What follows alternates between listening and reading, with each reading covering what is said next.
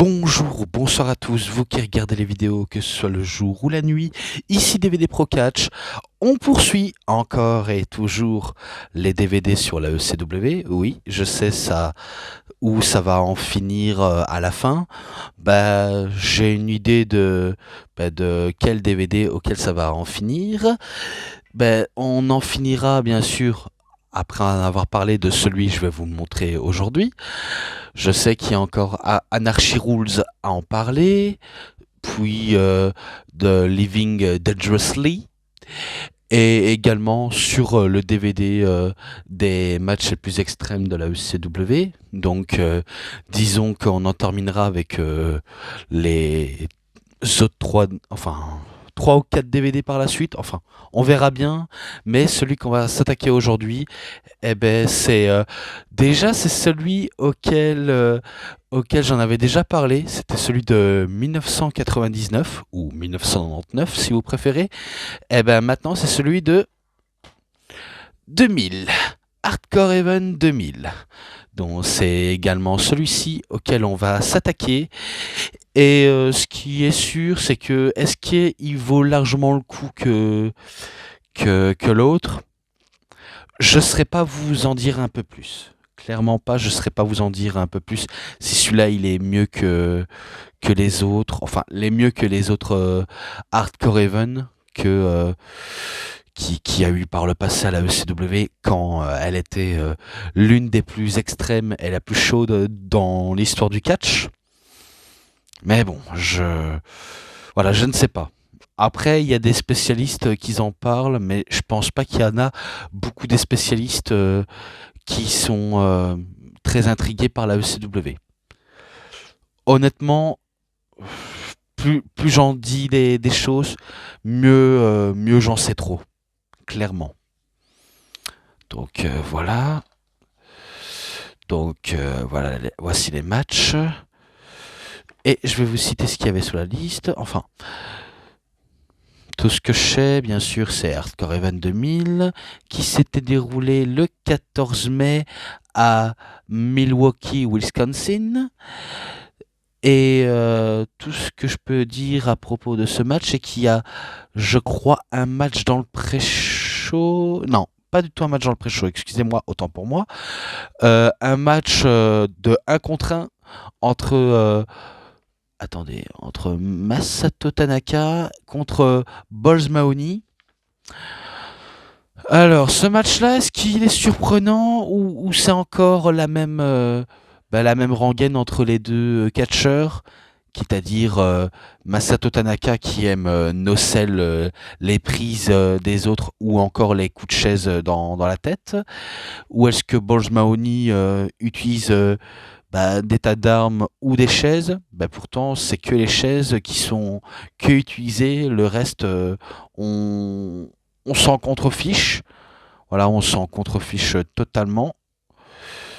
Et pourtant, malgré tout, les offenses que peut faire Balls Mahoney et les coups de chaise à répétition, ça reste tout de même Masato Tanaka qui en vient à bout de Balls Mahoney.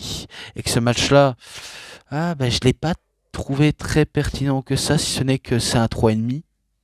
Oui, je le dis, je l'ai pas plutôt trouvé très pertinent, malheureusement. Et que c'est ainsi, quoi. Alors, et là, maintenant, match suivant, pardonnez-moi, match suivant, c'est un three-way dance, donc un triple threat, match à 3 si vous préférez, entre,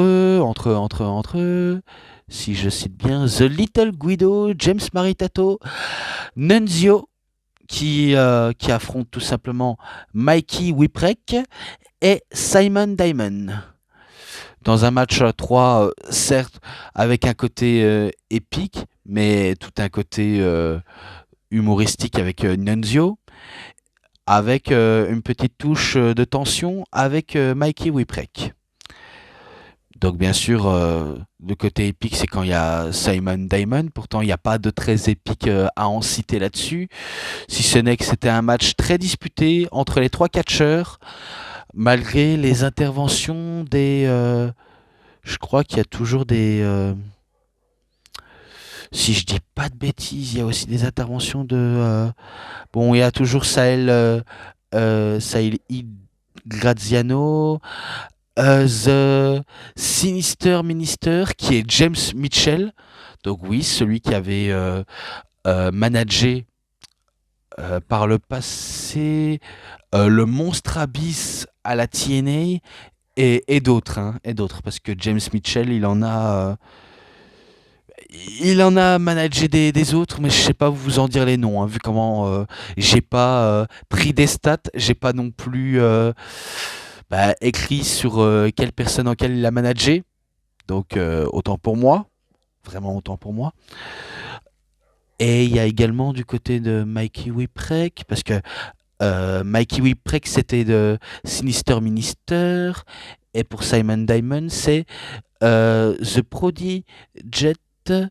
Euh, ouais, Project Masters, je crois que c'est cela.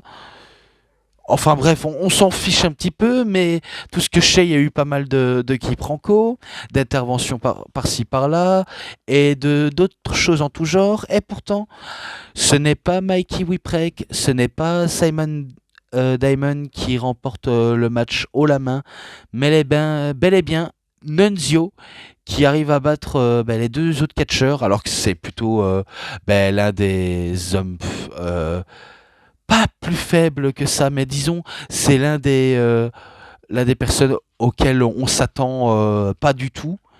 Et pourtant, c'est lui qui arrive à battre les deux autres. Et pour ça, ce match-là, je mets un 3,80. Et attendez, je vais vite revenir.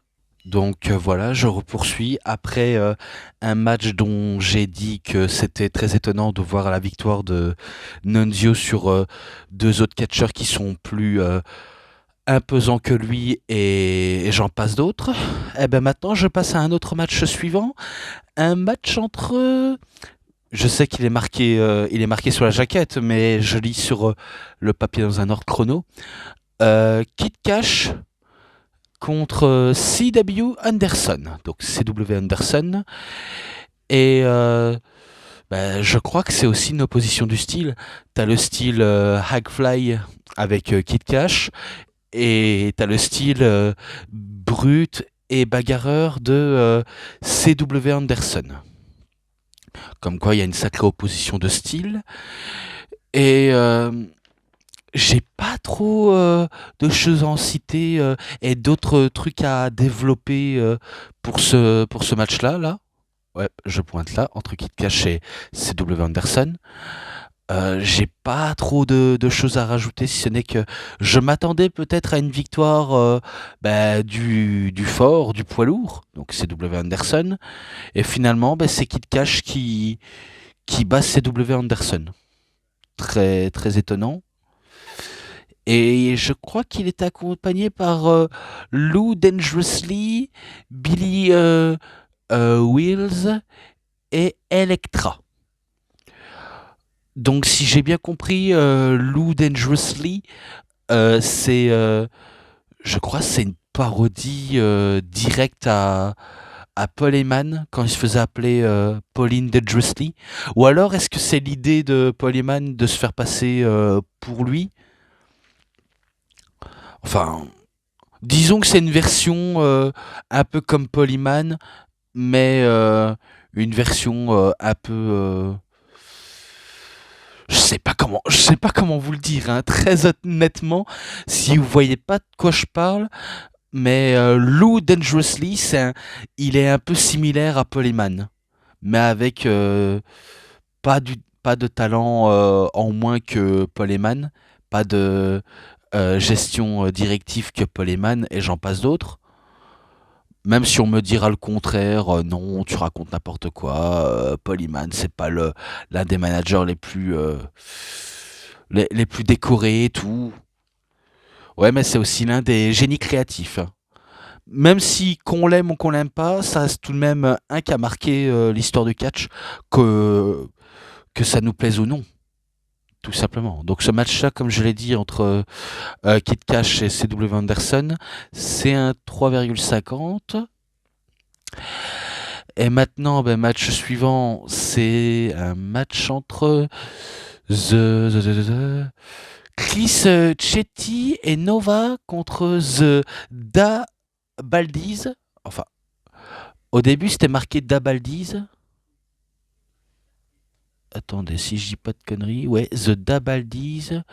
Équipe composée de Angel et Tony DeVito contre Danny Doring et Roadkill. Donc ce match-là. Euh, Match par équipe à 3 qui, certes, qui peut être épique, qui peut faire enjailler la foule, parce que on sait que les foules de la ECW, ils sont très très chaudes à l'idée de voir du match par équipe très intense. J'espère que, enfin, je sais pas si je l'ai très bien vu dans son ensemble. Enfin, oui, parce que parfois il m'arrive d'être un peu être occupé et de pas trop regarder. Vous allez peut-être croire que je fais des excuses, que je ne regarde pas les shows en entier de la ECW ou d'autres shows. C'est pas ce que vous imaginez, c'est parce que tout simplement j'essaie de rester concentré, mais à chaque fois on m'appelle pour autre chose et du coup ben, j'exécute et du coup je reviens. Euh, il se passe tellement de trucs que je peux pas trop en citer parce que je me prends déjà assez trop la tête à essayer de vous en dire ce qui se passe dans ces DVD là et que je préfère maintenant d'essayer d'aller à l'essentiel, qui a gagné, qui a perdu. Eh ben, tout ce que je peux dire à propos de ce match-là, de ce match-ci, c'est que ce ne sera pas The Dabaldies, ou plutôt The Baldies, Danny Doring et Roadkill qui remportent le match. Ce n'est pas cela, mais Chris Chetty et Nova qui remportent le match en battant The Dabaldies et Danny Doring avec Roadkill, alors qu'il n'y a pas d'enjeu finalement. C'est comme avec Kid Cash et C.W. Anderson, il n'y a pas d'enjeu. Balls Mahoney contre Masato Tanaka, il n'y a pas d'enjeu. Et dans le match suivant, également, il n'y a pas d'enjeu, si ce n'est qu'un match en un contre un, juste un match un contre un. Ce qui est très dommage, hein, ce qui est très très dommage parce que de l'enjeu, on devrait avoir un enjeu, mais il n'y en a pas. Donc pour ce match-là, si je le trouve, si je suis concentré, c'est à 3,40. Et le match suivant, bah... Ah oui, oui, oui. Il y avait également dans ce match-là New Jack contre Angel. Et du coup, je le vois pas. Il est où le match? Parce que il est cité dans le match. Enfin, il est que dans ce DVD, mais il est pas dans la liste là.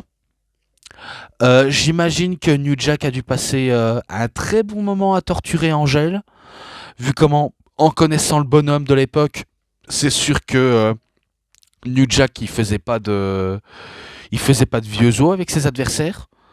Parce qu'en connaissant le type, vous saviez, c'est un détraqué, un malade mental qui aime bah, torturer ses adversaires. Dans le match, certes, il le démolit, il agrafe le front, il le passe à tabac et il leur donne même à ses sbires à lui de le tenir pendant qu'il prend une guitare et qu'il le fout en plein dans la gueule. Ça c'est sûr, je m'en rappelle très bien de ce match-là. Quand il prend une guitare, eh ben, il le fout en plein dans la tronche. Et de toute façon, c'est fort évident, c'est victoire de New Jack, hein. Je ne misais pas sur une victoire logique d'Angel, si ce n'est qu'on a affaire à un véritable taré dans le ring. Donc c'est un 3,20, ce match-là, tout simplement. Et oui, d'ailleurs, il était vraiment accompagné, Angel. Donc il est accompagné par... attendez, si je trouve... Donc cette défaite... Vic Grimes, Tony DeVito.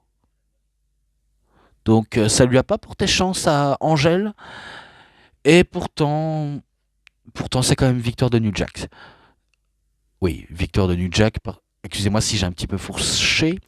Oui, parce que j'ai des problèmes avec des fourchements. Alors que normalement j'essaye de parler correctement, mais c'est pas facile. Oui, je sais, je suis au courant à propos de leur petite rivalité entre Vic Grimes et New Jack. Je sais que les deux se sont venus aux mains dans quelques matchs auxquels ils ont eu. et auquel New Jack a failli tuer Vic Grimes dans un show de la X, XPW, l'une des autres structures extrêmes basées sur le politiquement incorrect et également sur le côté un peu pornographique. Et pourtant, ce qui n'est pas le cas de la ECW, parce que s'ils auraient voulu les côtés très très adultes avec le côté pornographique, ils auraient voulu. Bon, après, on va pas se mentir, dans la ECW, il y avait aussi les côtés exposition des femmes. Et du coup, quelque part, ça donnera des idées à la WWF, du côté de l'attitude era, de voir, certes, de la violence à outrance, mais aussi également basée sur le sexe, mais avec le sexe maîtrisé, et pas le sexe où on va voir les actions où les gens sont nus et tout. Non, non, non. Juste de la bonne maîtrise. Comme ils savent si bien faire, au passage. Donc voilà, je pense que j'ai assez m'attarder là-dessus. Et maintenant, c'est le match entre Yoshihiro Tajiri contre Steve Corino, accompagné par Jack Victory. Match auquel, comme je l'ai dit tout à l'heure, il n'y a pas d'enjeu. Et d'ailleurs, même entre Rob Van Dam et Jerry Lynn, il n'y a pas d'enjeu. Et pourtant, c'est un match complètement, certes, un peu aléatoire. Ça peut être aléatoire, mais ça peut être bon à la fois. Et, et comment vous dire, si ce n'est que il y a des tas de trucs que je pourrais en dire, mais c'est pas non plus évident de trop en dire ou de trop en faire. Clairement pas évident, clairement pas, parce il y a des choses, il y a des choses vraiment à citer, mais je me prends déjà assez trop la tête et que tout ce que je sais à propos de ce match-là, c'est Tajiri qui l'emporte. Je crois qu'il balancera son mist sur Steve Corino. Parce que oui, comme The Great Muta avant lui, sa spécialité c'est le Green Mist, le Black Mist, le Red Mist, Blue Mist, bref, n'importe quel mist qui peut aborder, ça se voit que ce n'est pas Asuka qui a inventé le mist. Oui, parce que coucou, si vous êtes dans l'ère actuelle de WWE et que vous pensiez que c'est Asuka qui a inventé le mist, vous vous y trompez, c'est les catcheurs japonais dont je vous ai cité. Donc The Great Muta et Yoshihiro Tajiri. Puis il y en viendra d'autres. Des Asuka, des Shinsuke Nakamura, mais pourtant ce ne sont pas eux qui ont inventé le Green Mist. Voilà. Comme ça, je préfère en être clair là-dessus. Donc, victoire de Tajiri, et que c'est un 3,5, alors qu'il n'y a pas d'enjeu. Certes, ça peut aléatoire, je le sais. Euh, S'il y aurait une histoire très très bien développée, il faut savoir bien suivre tous les anciens shows de la ECW. Ce qui n'est pas évident. Bon, après, que ce soit sur cassette, que ce soit sur DVD de l'époque, il faut savoir en suivre. Et d'ailleurs, au passage, VVE Réseau, je sais que tu avais dit comme quoi que je t'imite avec les DVD. Non, je ne cherche pas à t'imiter, mon cher, vu comment, si je chercherais à t'imiter, j'aurais pas une aussi grosse collection de DVD. Parce que oui, j'ai beaucoup de DVD de catch, au cas où vous ne le saurez pas. Ceux qui le savent, vous le saviez que je possède une énorme collection. Et pour les nouveaux qui débutent et qui viennent de regarder, bah voilà, maintenant vous êtes avertis. Donc bien sûr, j'ai une énorme collection de DVD de catch, que ce soit WWE, un peu de TNA, Ring of Honor, et quelques DVD par-ci par-là. Et maintenant, les ECW, qui n'étaient pas liés à la WWE à l'époque, même s'ils avaient des partenariats par-ci par-là avec la WWE.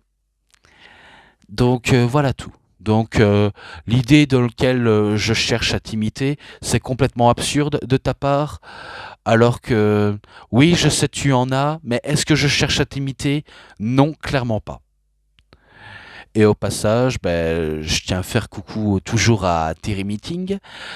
Donc bien sûr, Terry Meeting, je sais que tu vas sûrement dire c'est meeting et pas meeting, pourtant je le dis très très bien.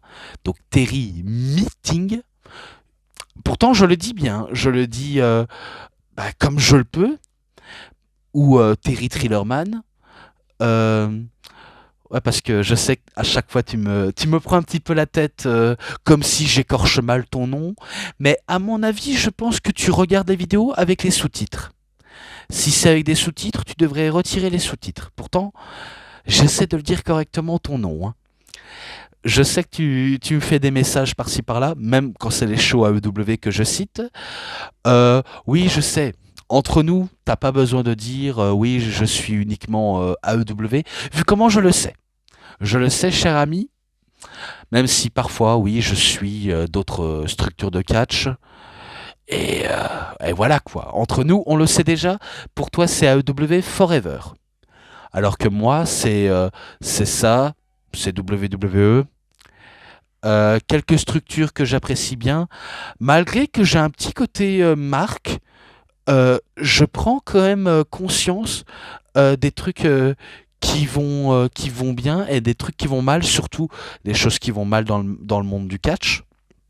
Mais, euh, mais comme tout le monde, j'essaie d'avoir une vision neutre, mais c'est pas évident d'avoir une vision neutre, vu comment j'ai que mon propre avis sur ce qui se passe dans le catch. Et du coup, ben, ça me laisse un peu perplexe, malheureusement. Clairement, malheureusement. Mais bon, je pense que j'ai tout fait la question de ça. Le petit, un tout petit tacle à WWE Réseau. Oui, parce que c'est l'un des premiers, certes, à commenter mes vidéos. Plus trop, mais tout ce que je sais, c'est que il il y a quelques temps, c'est vrai qu'il adorait commenter mes vidéos, mais je n'aime pas, c'est quand il commence à dire des bêtises comme quoi je l'imite, alors que si jamais je l'imitais, eh ben, j'aurais tout mis en œuvre pour faire en sorte que j'ai ta collection et pas l'inverse. Donc pour moi, je trouve ça complètement ridicule de sa part. Mais bon, il cherche l'attention et il cherche aussi que je sorte de mes gonds, hein, vu comment c'est ça ce qu'il attend. Bon, une part réussir, une part qu'il a réussi, et d'un autre côté, j'essaye de rester calme, même si c'est pas évident. Et pour Terry Meeting, eh ben, je le salue au passage, tout simplement. Même si je trouve que parfois tu dis que je dis pas forcément les bons termes. Alors oui, il m'arrive de dire pas les bons termes possibles, mais j'essaye de faire correctement. C'est pas évident. Mais on dirait c'est comme si quand je cite le nom d'un catcheur ou d'autres choses, c'est comme si tu penses que je le dis très très mal, alors que pourtant je le dis très bien. C'est comme avec Zack Sabre Jr. Toi, tu penses que je dis Zack Sabré, alors que j'ai dit Zack Sabre Jr. Donc ça, c'est ma manière de citer le catcheur là, vu comment c'est comme ça comme on nous le présente. Parce que si j'aurais voulu, je l'aurais appelé Zack Sabré, mais sauf que non, c'est Zack Sabre. Donc voilà tout. Ce n'est pas un reproche, hein, c'est juste une petite mise au point. Donc au passage, voilà. Et là, maintenant, après tout ce blabla pour rien, eh ben, un match entre Rhino et le Sandman pour le titre de la télévision de la ECW. Donc oui, à ce moment-là, Rob Van Dam n'était plus champion et qu'il s'était fait opérer de la cheville. Donc il était plus champion, le titre était vacant. Et finalement, je crois que c'était Sandman, non pas Sandman, Rhino qui devenait champion. Ce match-là, il y a eu pas mal de quelques interventions. Donc oui, je sais, c'est un peu de l'overbooking, comme il y a à chaque show de la ECW, comme il y avait pendant l'Attitude Era, la WCW, et dans l'ère auquel on vit, auquel on commence à en avoir ras-le-bol des overbookings non expliqués, si abusés, et j'en passe d'autres. Donc oui, il y a des petits reproches que je pourrais faire, mais pas des reproches très très très secs, très très sévères, très piquants, très disons les les clashs et les justifications de, comment dire, de reproches très explicites jusqu'à la mort. On va appeler ça les reproches de la mort. Voilà, on va dire ça comme ça. Ça, c'est pour le côté très énervé, le côté vraiment très négatif à ce point-là. Mais après, on me dira que je raconte n'importe quoi, donc je préfère en citer des petits partis de ce qui ne va pas et ce qui va bien. Par contre, si je commence à vraiment m'énerver à plus haut point, là c'est sûr je suis irrécupérable, hein. Parce que quand je m'énerve, c'est sûr que je ne me contrôle pas. Je suis vraiment énervé, je peux partir très loin. Et en tout cas, quand c'est la WWE qui font ça pour des prumes, là c'est sûr que je commence à m'énerver au plus haut point. Très au plus haut point. En même temps, c'est aussi de leur faute. Ils avaient qu'à aussi mieux gérer ce genre de situation de booking, mais avec un chauve gros nez qui est tout le temps dans les parages et qui pense que son air est magnifique, que son air est génial que celui de Vince McMahon. Ok, il y a des choses peut-être négatives de Vince, mais il y a aussi des petits côtés positifs. Pour l'instant, du côté de Triple H, ce n'est pas la perfection, ce n'est pas comme il pense, ce n'est pas en ce moment génial. Ça serait génial si il aurait bah, des bons éléments, des bonnes histoires racontées et pas des trucs qu'on tourne en rond dans les rivalités. Donc voilà. Voilà, je pense que j'ai à peu près tout dit là-dessus.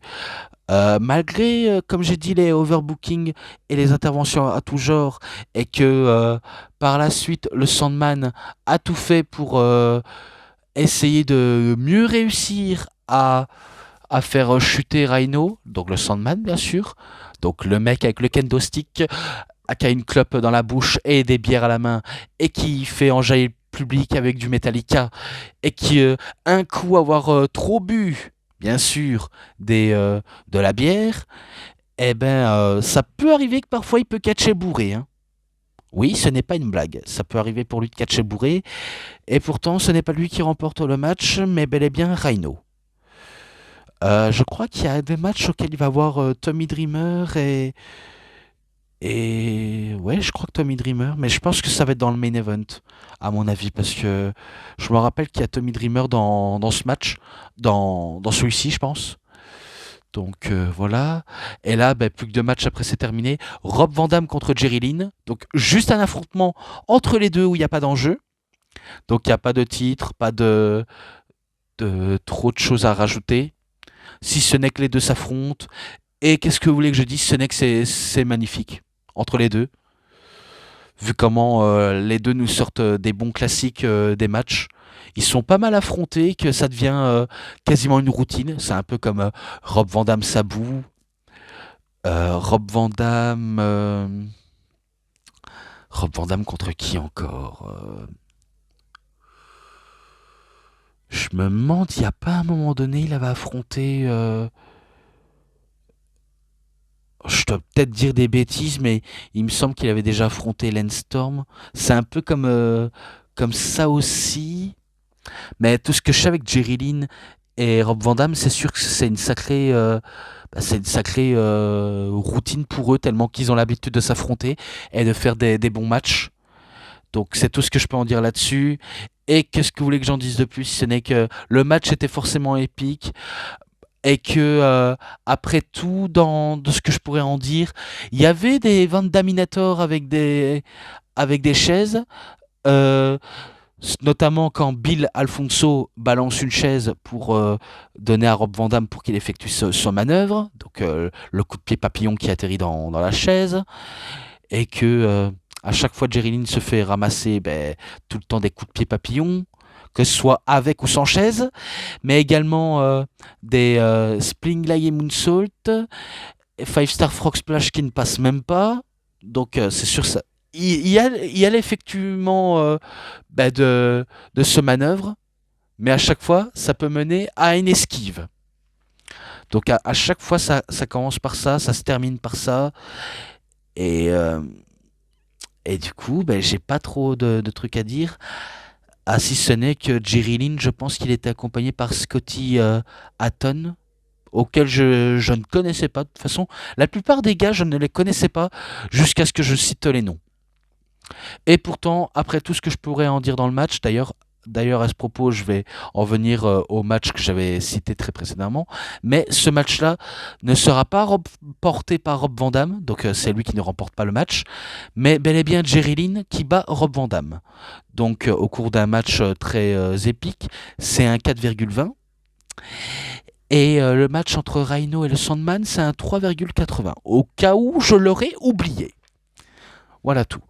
Et maintenant, le main event, et enfin le main event, c'est pour le titre du monde de la ECW, bien sûr, entre Justin Credible, accompagné par Francine, et Lance Storm, accompagné par Dan Marie.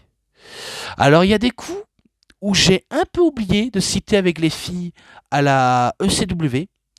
C'est que certes, les filles de la ECW, ils sont réputés pour le montrer de manière totalement exposée. Donc venir en petite tenue où on voit quasiment tout l'entièreté de leur corps, qu'elles arrivent en string ou en tenue, je sais même pas si c'est en tenue élastique string ficelle ou quelque chose comme ça, mais je sais que de temps en temps on peut voir des dingueries pareilles. Et bien sûr, ça n'échappe pas à des yeux qui regardent les choses que nous, on est censé voir. Enfin, pas forcément trop voir, mais forcément les cacher. Mais vu comment on a les yeux rivés sur ça, impossible de parfois rester concentré. Hein. Vu comment il y en a qui sont, entre guillemets, bonnes physiquement.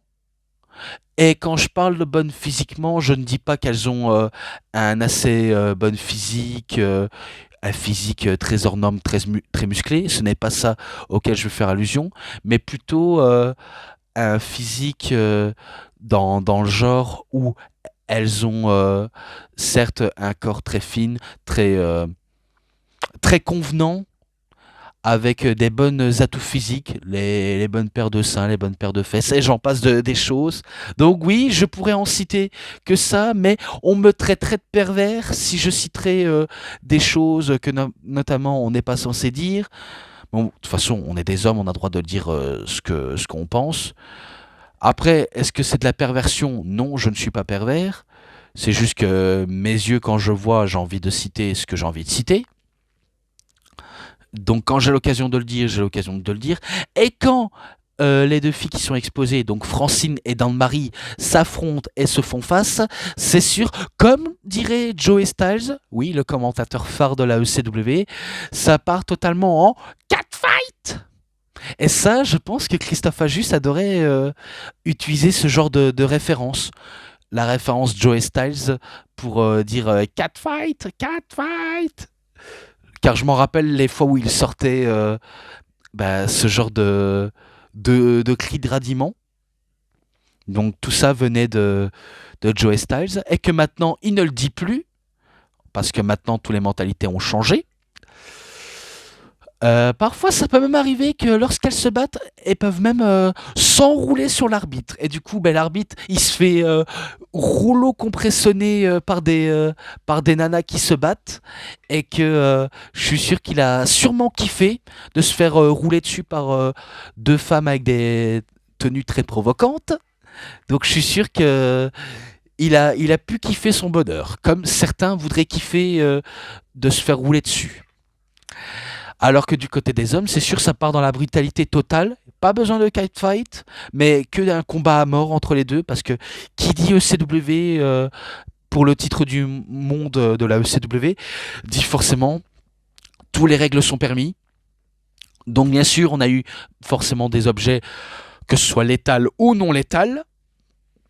Donc tous ceux qu'on pourrait citer par la tête. Et pourtant, ce n'est pas Lance Storm qui remporte le match, mais bel et bien Justin Credible qui conserve le titre de la ECW. Donc c'était lui le champion à l'époque. Et qui le conserve.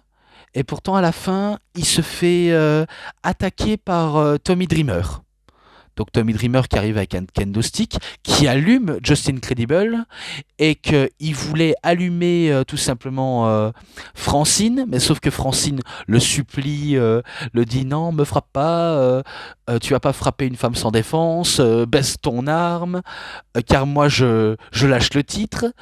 Oui, parce que c'est elle qui tenait le titre, et que entre-temps, si je dis pas n'importe quoi, entre-temps, euh, elle va se rapprocher vers lui, mais sauf que Tommy Dreamer, certes, il lui fait un hug, il lui fait un câlin, mais il va s'emparer de elle pour effectuer un énorme DVD, un énorme Dead Valley Driver, et qui va faire jaillir la foule de la ECW, qui est certes dans l'excédation d'euphorie et de joie. Et que voilà comment ce show se termine pour Hardcore Heaven. Oui, j'ai trop en parlé à rallonge, et pourtant ce match-là, bah, tout ce qu'il y a de plus normal, bah, 3,60. Et je m'arrête ici pour, pour ce match-là, vu comment il n'y a pas grand-chose à citer. Donc voilà tout. Les matchs à l'ensemble, bien sûr, je lui mets un 3,50. Et voilà comment je finis entièrement cette vidéo. Donc voilà tout. C'est tout pour cette vidéo de review. C'était DVD Pro Catch. J'espère que ça vous aura énormément bien plu. Et si vous avez aimé cette vidéo de review, vous savez ce qu'il vous reste à faire. Likez la vidéo, commentez, partagez, abonnez-vous à ma chaîne et cliquez sur la petite cloche pour avoir plus des notifications et des prochaines vidéos. Et moi, comme d'habitude, je vous dis bonne journée, bonne soirée à tous. Au revoir tout le monde pour une prochaine vidéo. A plus à tous les fans de catch. Allez, bye bye tout le monde.